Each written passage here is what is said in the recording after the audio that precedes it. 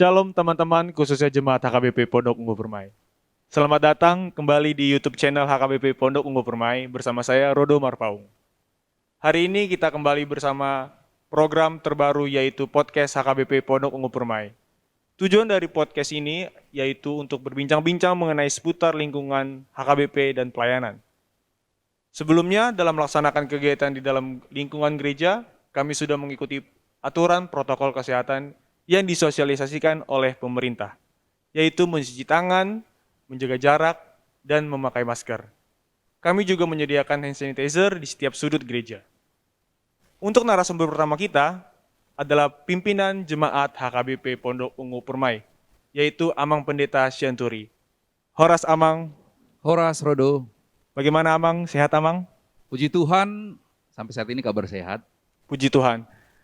Sebelum kita berbincang-bincang Amang, mungkin bisa kita melepaskan masker Amang, karena kita sudah menjaga jarak dan mematuhi protokol kesehatan Amang. Baik Rodo. Amang Pendeta, tahun 2020 telah dilaksanakan serah terima pimpinan jemaat HKBP Pondok Ungu Permai. Pada saat itu masih dalam suasana pandemi COVID-19. Mungkin banyak dari jemaat HKBP Pondok Ungu Permai yang belum tahu siapa sih pimpinan jemaat HKBP Pondok Ungu Permai yang terbaru. Jadi boleh dong Amang sedikit cerita mengenai profil Amang, bagaimana? Baiklah Rodo dan semua jemaat yang belum mengenal, saya memperkenalkan diri, saya Pendeta Rionaldo Syanturi, Inang Pendeta Dr. Rina Boruluman Gaul. Kami dikaruniakan Tuhan 2 orang anak laki-laki. Yang pertama bernama Risen Syanturi, yang kedua bernama River Syanturi. Keduanya masih anak TK. Dan saat ini saya tinggal di Candrabaga, menjadi pimpinan jemaat di HKBP Pondok Ungu Permai sejak bulan Agustus tahun 2020. Tahun ini umur saya 38 tahun, Bang Rodo. Lahir 27 September tahun 1983. Waktu kecil Amang terdaftar di HKBP mana sih Mang? Oh iya, saya lahir, bertumbuh, besar di sebuah desa yang bernama Ujung Kapal, Kecamatan Huta Bayu Raja, Kabupaten Simalungun. Saya lahir di sana, bertumbuh di sana dan menjadi warga jemaat HKBP sejak lahir dibaptis sampai menjadi pendeta HKBP juga. Kalau boleh tahu hobinya apa Amang? Kalau hobi saya yang terus sampai saat ini masih terawat, membaca. Dari kecil saya senang membaca, bahkan ketika saya harus membantu orang tua di sawah, saya pasti selalu membawa buku. Dan pada masa kecil di perkampungan itu ada semacam perpustakaan desa di sekolah-sekolah, sehingga ada banyak buku-buku yang didatangkan dari Jakarta. Dan saya senang untuk membaca buku-buku itu, melahap buku-buku itu ketika saya di rumah, bahkan di sawah. Berarti hobi Amang itu membaca. Iya benar. Ada nggak sih Amang buku favorit Amang? Yang sampai sekarang tentu pastinya buku-buku teologi ya, buku-buku teologi dari teolog-teolog besar. Ketika dulu masih remaja, saya suka baca majalah, baca novel. Kalau untuk saat sekarang, lebih membaca ke buku-buku yang berat dan bernas seperti itu.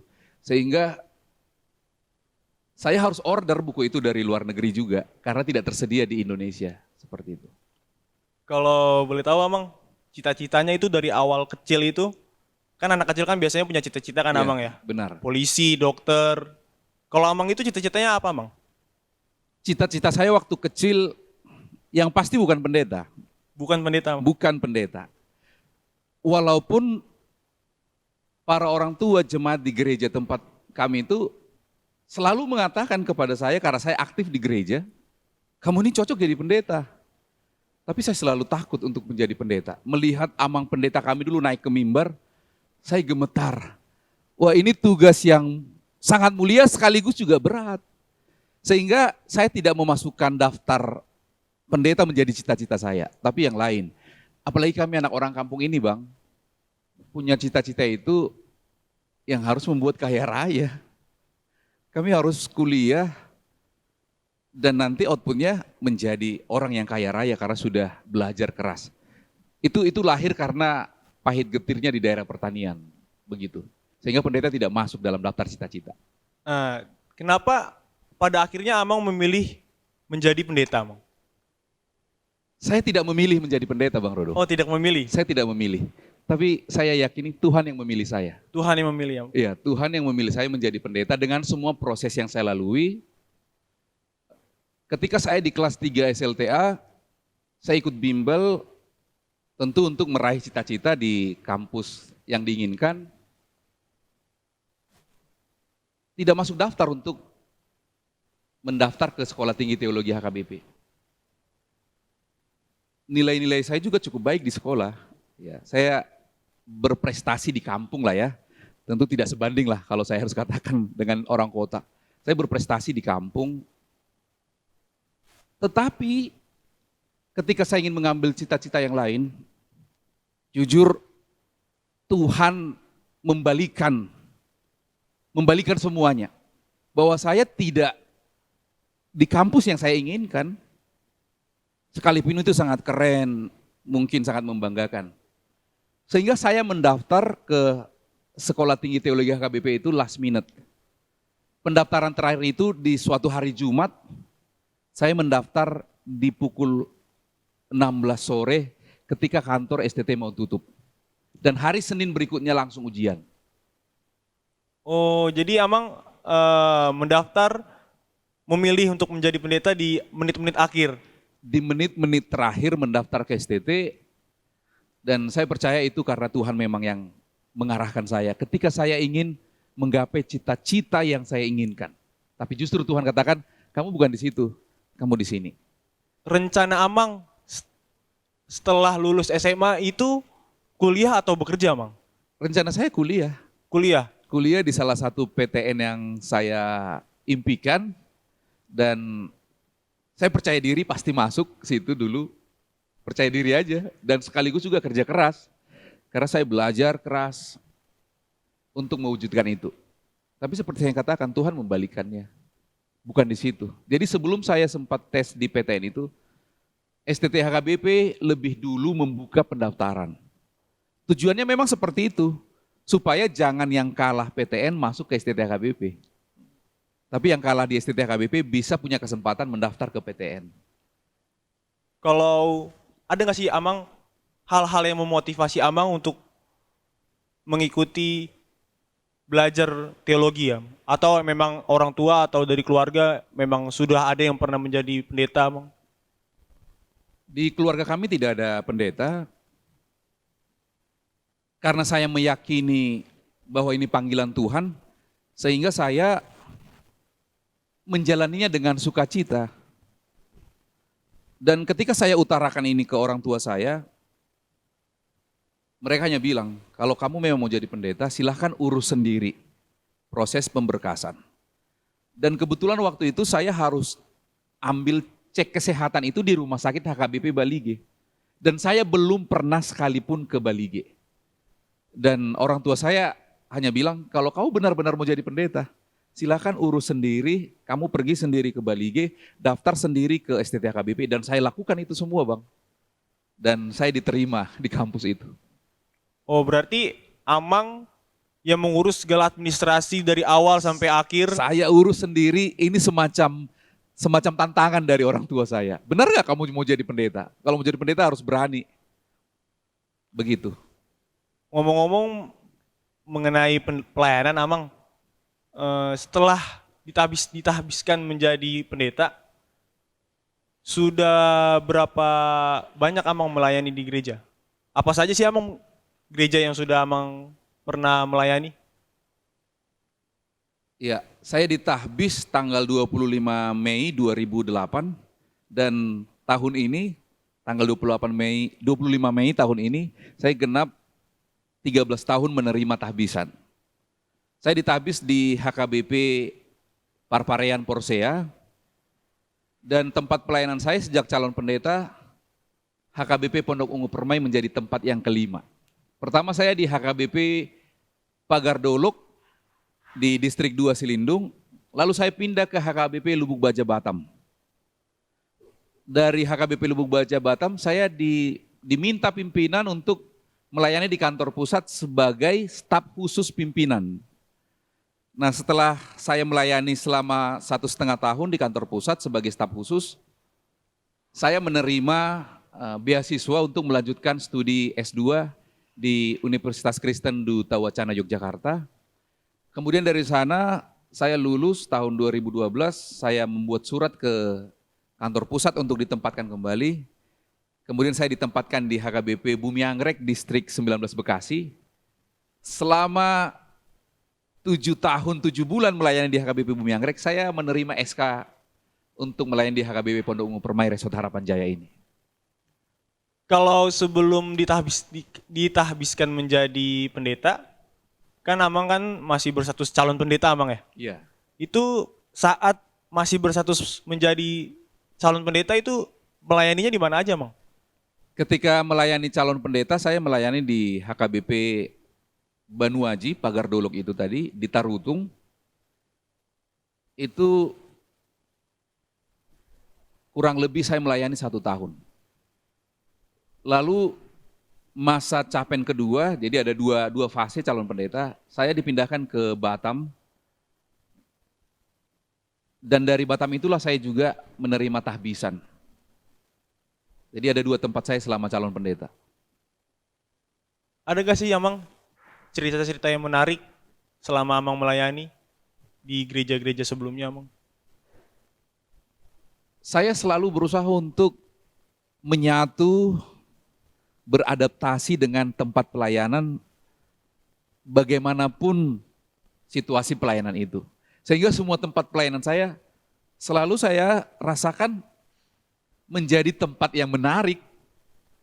Tentu saja karena ada jemaat-jemaat yang hadir dan mendukung saya dalam pelayanan itu. Di mana sih Amang pengalaman yang paling berkesan menurut Amang saat melayani dan bagaimana? Seperti saya katakan tadi, di 5 tempat ini punya kesan masing-masing ya. Pertama saya melayani di daerah pertanian dengan semua pergumulan jemaat, sehingga ketika orang tua pergi bertani ke sawah sampai menginap, anak-anak ditinggalkan di rumah. Lalu gereja hadir dengan seksi pendidikannya, membuat bimbel setiap hari di gereja. Saya juga nggak kesepian dong. Tiap hari anak-anak datang. Saya ajari matematika, bahasa Inggris, bahasa Indonesia juga Bang. Karena nanti dari kampung ini mereka akan sekolah ke kota Tarutung. Mereka nggak pasti bahasa Indonesia. Jadi orang-orang yang di huta, yang di kampung itu belum pasif banget berbahasa Indonesia. Iya, dan saya pikir sebentar lagi mereka akan ke kota, SMP akan ke kota. Sehingga bimbel di gereja itu benar-benar sesuatu yang menarik. Lalu saya ke Batam juga bertemu dengan banyak orang dari para petinggi perusahaan sampai dengan buruh. Dan saya bergaul dekat dengan para buruh di sana. Sehingga saya sangat tertarik untuk melayani buruh. Bahkan tesis S2 saya meneliti tentang perburuhan. Bagaimana peran gereja untuk melayani para buruh. Setelah itu saya ke kantor pusat, ini menarik melihat HKBP dalam konteks yang lebih makro. Saya melihat HKBP secara Nusantara dan juga luar negeri. Karena saya staf pimpinan HKBP, saya berhubungan dengan banyak orang di lingkup HKBP, dalam dan luar negeri. Jadi lebih konteks yang besar. Saya pindah ke Bumi Anggrek, banyak pengalaman menarik lagi di sana. Dengan semua jemaat yang sangat aktif, kreatif untuk bersama-sama melayani. Dan pindah ke HKBP Pondok Ungu Permai. Pasti lebih menarik lagi. Sangat menarik Amang, sepertinya. Ada banyak anak muda yang terpanggil untuk melayani, termasuk di tim media ini. Jemaat-jemaat terpanggil sebagai subjek pelayanan yang ikut ambil bagian dalam pelayanan di tengah-tengah gereja ini. Jadi semua tempat yang saya layani punya kesan yang sangat menarik. Luar biasa, sangat menarik sekali ya profil dari Amang Pendeta. Jadi Amang sebelum kita lanjut, boleh kita Amang minum minuman yang sudah disediakan Amang? Oke, terima kasih Bang Rodo.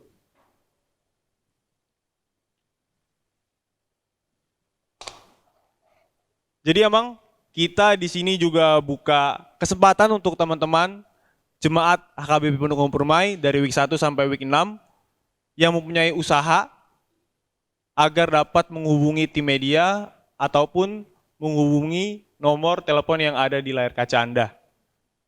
Jadi kita bisa mempromosikan minuman ataupun barang-barang yang mereka usahakan agar dapat kita beritahukan, kita promosikan ke teman-teman semua, Amang.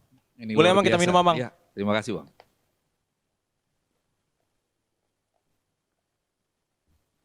Oke, kita lanjut, Amang. Aku mau tanya, Amang.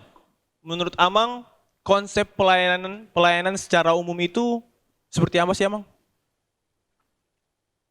Pelayanan secara umum, ya saya masuk dengan Vocatio Dei General, panggilan Allah secara umum.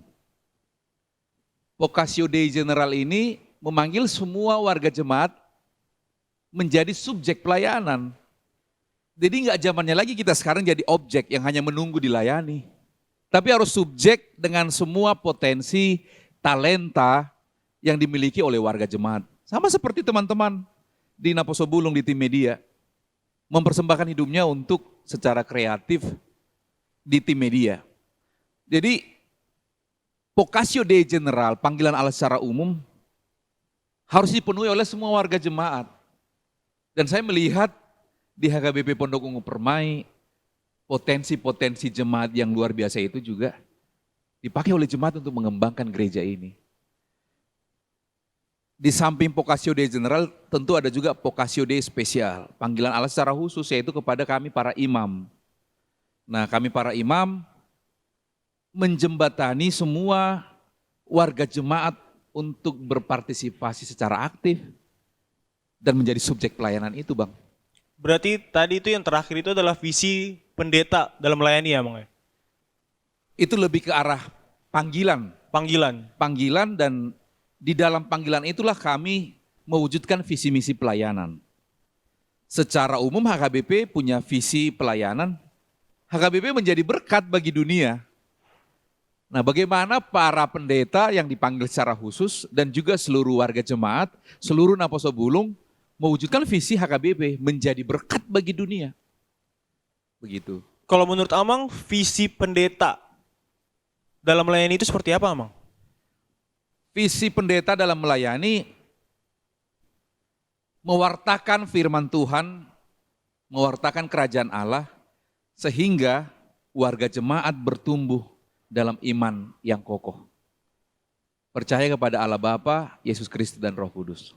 Dengan iman seperti itu, apapun akan bisa kita lakukan di tengah-tengah pelayanan dan di tengah-tengah kehidupan ini. Puji Tuhan. Aku mau tanya lagi, Amang, mengenai tadi, tertariknya Amang untuk bertanya mengenai tadi, Amang dari awal sampai akhir untuk masuk ke perguruan tinggi teologi, itu mengurus administrasi sendiri. Mengapa Amang tertarik untuk masuk ke pelayanan di HKBP, Amang? Tentu saja karena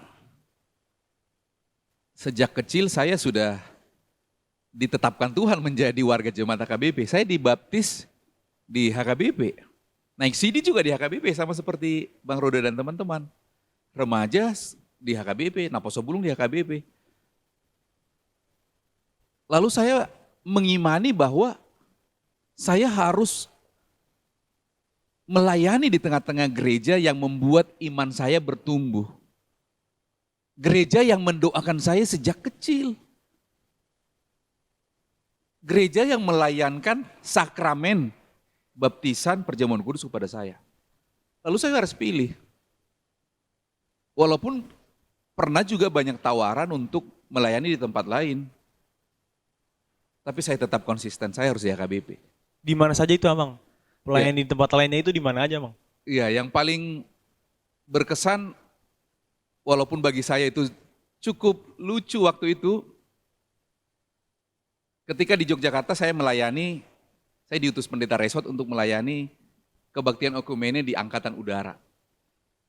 Lalu mereka belum punya pendeta, tapi membutuhkan pendeta. Saya ditawarkan, kami butuh pendeta. Bapak mau nggak jadi pendeta di Angkatan Udara? Oh, segala macam godaan dibuat. Oh, nanti Bapak bisa khotbah di udara loh, seperti itu. Maksudnya ketika pesawatnya di udara saya bisa khotbah katanya. Saya sempat bergumul, tapi saya tetapkan saya harus ke HKBP. Saya terlalu cinta HKBP karena gereja HKBP ini sudah sangat lama mencintai saya juga, mendoakan saya. Seperti itu, Bang. Menarik ya, Mang ya. Apa sih yang membuat Amang, apa yang ingin Amang lakukan untuk HKBP ya, Mang? Untuk HKBP secara umum, tentu ke depan saya punya cita-cita ya. Untuk kedepannya, ya kebetulan saya kan dalam waktu dekat, cepat atau lambat akan melanjutkan studi S3 di salah satu kampus di luar negeri. Dan saya bercita-cita untuk mengembangkan pendidikan di kampus-kampus yang dimiliki HKBP.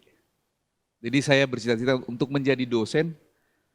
Saya rindu untuk mempersiapkan pemimpin-pemimpin masa depan di HKBP. Ya HKBP punya banyak sekolah dan kampus. Kalau Tuhan mengizinkan saya menjadi dosen, membimbing generasi-generasi penerus HKBP, saya akan sangat bersyukur. Dalam konteks HKBP Pondok Ungu Permai, tentu saya akan melanjutkan apa yang sudah dilakukan oleh teman sejawat pendeta sebelumnya yang telah meletakkan dasar-dasar pelayanan yang baik di gereja ini. Saya akan terus lanjutkan itu. Boleh dong Amang cerita sedikit, tadi kan Amang udah singgung tuh, kalau Amang akan melanjutkan pendidikan yang jenjang lebih tinggi lagi, itu di mana Amang? Iya, jadi setelah melalui proses yang panjang juga, melalui proses seleksi yang sangat ketat, saya mendapat beasiswa dari salah satu yayasan bernama Yayasan Del, bersama dengan seorang teman saya, pendeta Morris Marpaung. Marpaung, kebetulan saya Marpaung Amang. Marpaung. Lalu kami diterima di salah satu kampus di Lutheran Theological Seminary LTS di Hong Kong. Wah, Hong Kong Amang. Iya. Jauh ya Amang ya. Jauh. Berarti itu untuk kapan Amang mulai melanjuti ke jenjang lebih tinggi itu Amang? Karena situasi pandemi memang itu yang membatasi kami untuk segera pergi ke sana. Secara resmi kami sudah menjadi mahasiswa, sudah punya nomor induk mahasiswa di sana, sudah terregistrasi di sana. Tapi kan pandemi masih terus mewabah di Indonesia maupun di Hong Kong, sehingga belum diperbolehkan untuk berangkat ke sana. Dan saya merasa ini kesempatan yang baik juga bagi saya untuk melayani, mewartakan Injil Kerajaan Allah di HKBP Pondok Ungu Permai sebelum saya pergi untuk melanjutkan studi. Kira-kira mulai melanjutkan studi ke Hong Kong itu tahun berapa Amang? Belum bisa dipastikan. Belum bisa dipastikan Amang? Ya, tunggu sampai situasi mereda, situasi pandemi mereda, dan saya juga mensyukuri biarlah saya berada di tengah-tengah HKBP Pondok Ungu Permai dulu. Oke Amang. Apakah, aku mau nanya lagi nih Amang. Menurut Amang, apakah seorang pendeta yang masih aktif untuk melayani di HKBP boleh mempunyai profesi lain yang memiliki jabatan tinggi Amang? HKBP sebenarnya membuka peluang sesuai dengan visi itu. HKBP menjadi berkat bagi dunia. Dan HKBP mengizinkan pendeta-pendetanya melayani di bidang lain atau di lembaga lain, bahkan secara resmi diberi SK. Jadi di HKBP itu ada melayani di lembaga lain. Ini menunjukkan visi HKBP itu menjadi berkat bagi dunia. Itu sebabnya tadi ketika saya ditawarkan menjadi pendeta di Angkatan Udara, potensi untuk itu sebenarnya terbuka dan HKBP bisa memberi izin. Sekarang pendeta-pendeta HKBP banyak melayani di kampus, jadi dosen, di kepolisian juga, di berbagai lembaga, di sekolah. Tetapi tentu memang harus memilih supaya fokus. Itu sebabnya kami disebutkan full timer, pelayan penuh waktu. Jadi kalau mau memilih di lembaga lain, minta izin dari kantor pusat supaya bisa fokus di situ. Jadi bukan sambil melayani satu gereja, lalu juga sambil mengurusi lembaga yang lain. Tidak seperti itu, Bang. Jadi maksud aku itu emang apakah seorang pendeta boleh mempunyai jabatan strategis di luar pelayanan menjadi pendeta, emang kayak misal contohnya di politik, sementara dia masih aktif untuk melayani sebagai pendeta. Di keaktifannya ini harus kita pilih dulu ya, aktif di satu jemaat atau aktif di HKBP. Kalau di satu jemaat dia aktif, dia harus keluar dari jemaat itu. Tapi ketika dia memilih untuk aktif di salah satu lembaga atau bahkan di dunia politik, ya silahkan ke sana tapi tidak terikat dengan pelayanan di satu jemaat. Oh, artinya tidak boleh ya, Bang? Tidak, karena kami harus penuh waktu full time di tempat kita melayani. Aku mau tanya lagi, Amang, sedikit, Amang. Apa sih harapan Amang untuk HKBP Pondok Umum Permai? Mau dibawa kemana arah pelayanan HKBP Pondok Umum Permai itu, Amang? Karena gereja ini gereja yang sangat potensial, sejak awal saya salut dan kagum dan mencintai gereja ini. Karena gereja ini gereja bergumul. Mendengar cerita-cerita dari para orang tua kita, Amang Inang Parhalado, yang mengawali pelayanan di sini. Ini gereja yang sangat bergumul. Tapi faktanya, jemaat-jemaat kita memilih menjadi bagian warga jemaat gereja ini. Saya salut.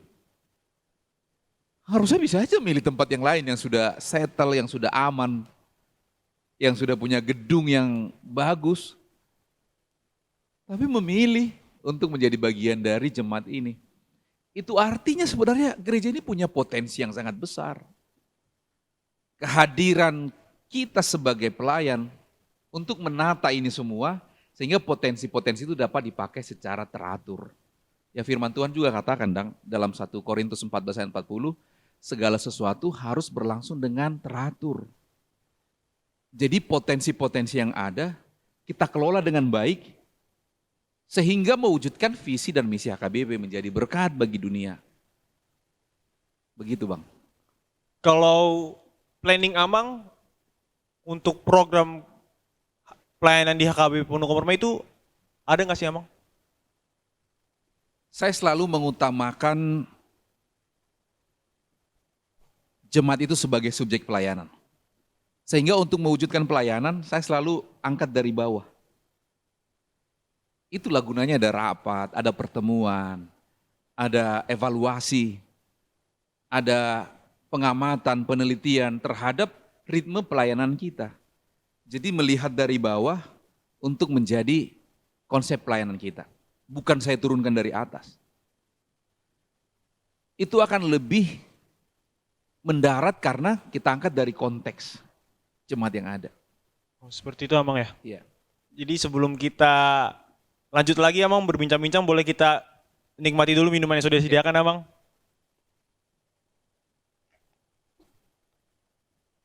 Jadi, Amang, saya mau mengingatkan lagi, Amang, untuk teman-teman ataupun jemaat HKBP Pondok Umum Permai yang mempunyai usaha, bisa menghubungi tim media ataupun menghubungi nomor yang ada di layar kaca Anda, karena kita bisa dapat membantu untuk mempromosikan barang atau makanan tersebut, Amang.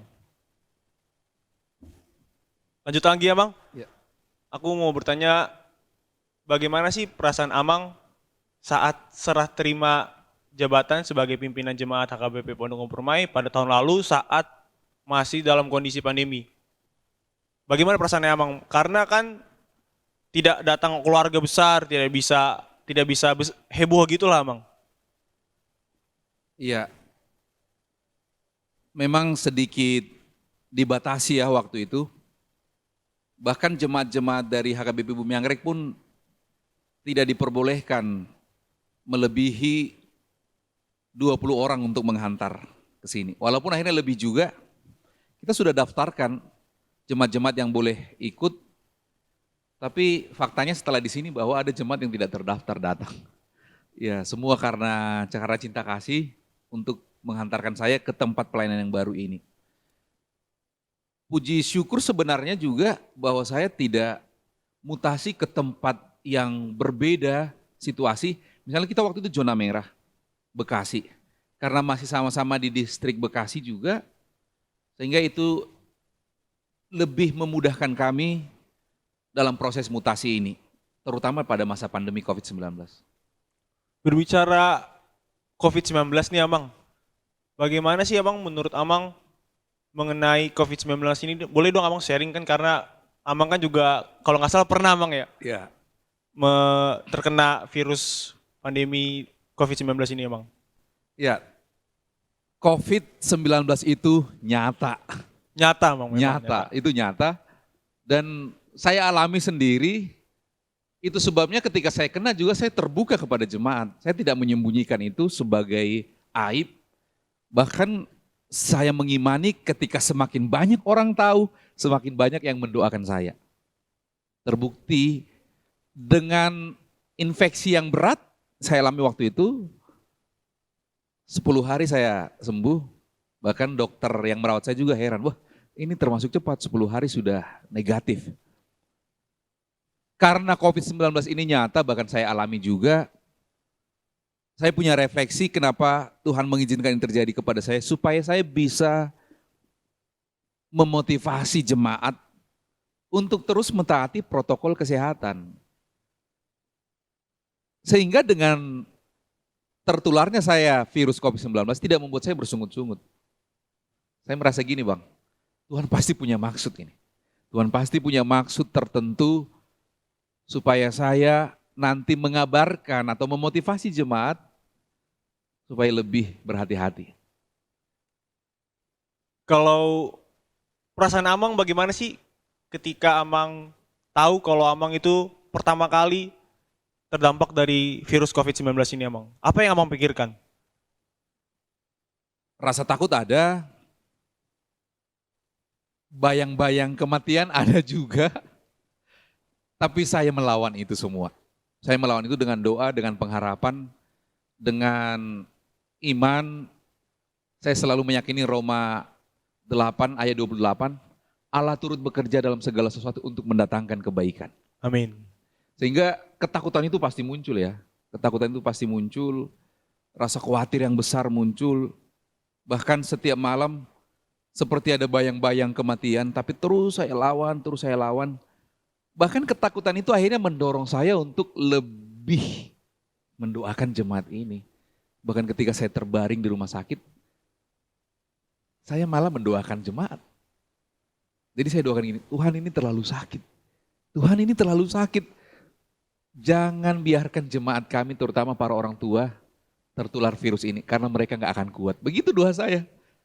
Jadi ketika saya merasakan kesakitan itu menggigil, panas, dingin, sesak, susah bernafas, saya berdoa.